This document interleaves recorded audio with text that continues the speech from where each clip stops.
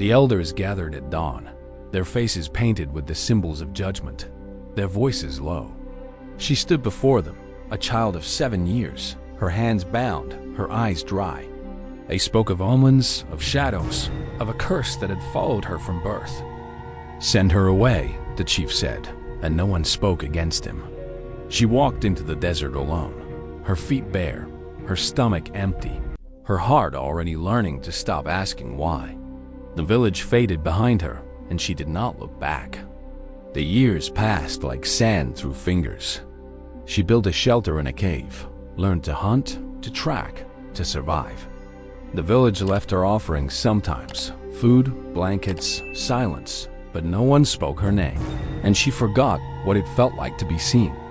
He rode into the territory on a horse that was too thin and a hope that was thinner. His name was Caleb, and he had been running for 3 years. From a war he did not believe in, from a life that had asked too much. He found her at the spring, and something in his chest stopped. She saw him watching and did not run. She had learned to read men, to know which ones brought danger and which ones brought something else. He was not danger. He was something she had never seen before. Loneliness, shaped like a man. "You don't belong here," she said, and her voice was rough from disuse. He dismounted slowly, his hands visible, his face open. "Neither do you," he said. And for the first time in 20 years, someone looked at her and did not see a curse. He came back the next day and the day after that.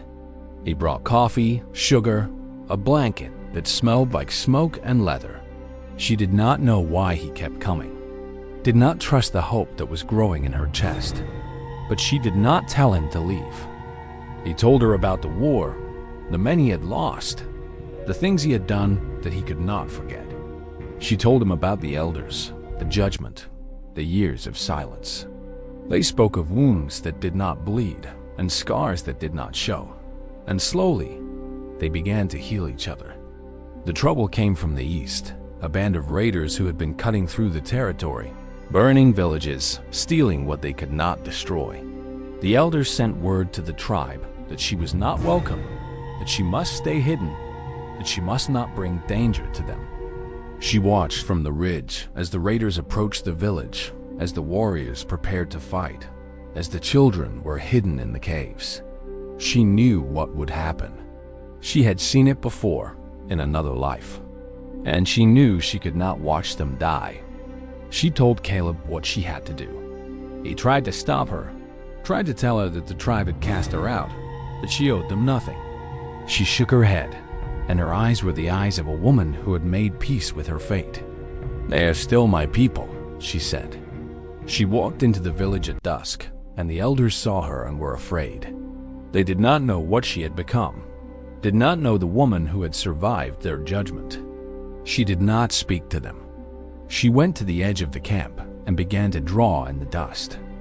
The symbols she drew were old, older than the elders, older than the memory of the tribe. They were the symbols her grandmother had taught her before she was sent away, before she became nothing. They were the symbols of protection, of power, of a covenant with the land that no one else remembered. The raiders came at dawn, and they found a village that was not there. The wind had shifted, the dust had risen, and the camp had vanished behind the wall of light and shadow that her grandmother's symbols had called from the earth. They circled, confused, and then they fled. The elders came to her at the spring. Their faces changed, their hands open. They did not ask forgiveness. They did not offer it. They stood before her, silent, and waited to see what she would do. She looked at them, at the people who had made her nothing, and felt something she had never expected: pity. She did not go back to the village. She did not need to. She had found something more valuable than belonging. She had found Caleb waiting for her at the cave, his face pale with fear, his arms open. She walked into them, and the years of silence fell away. They built a life in the valley, a cabin that was small but warm, a garden that grew from the soil she had learned to tend, a peace that neither of them had ever thought they would find. The tribe did not forget her. They left offerings at the cave mouth, and she left herbs and remedies in return, and slowly, something like forgiveness grew between them. The child came in the spring, a girl with dark hair and eyes that held the light of the desert. Caleb held her in his arms and wept, and she watched him, the man who had seen her when no one else could, the child who would never know what it meant to be cast out. She had been cursed, and she had become something more.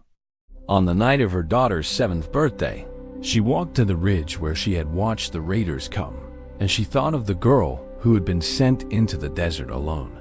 That girl was gone now, replaced by a woman who had saved her people, who had found love, who had built a home from nothing. She was not cursed. She had never been cursed. Caleb found her there, his arm around her shoulders, her daughter's hand in his. They stood together, watching the stars appear over the valley that had become their home. She leaned into him, felt the warmth of him, heard the laughter of her child, and knew that the desert that had taken everything from her had given her back something she had never expected. Everything.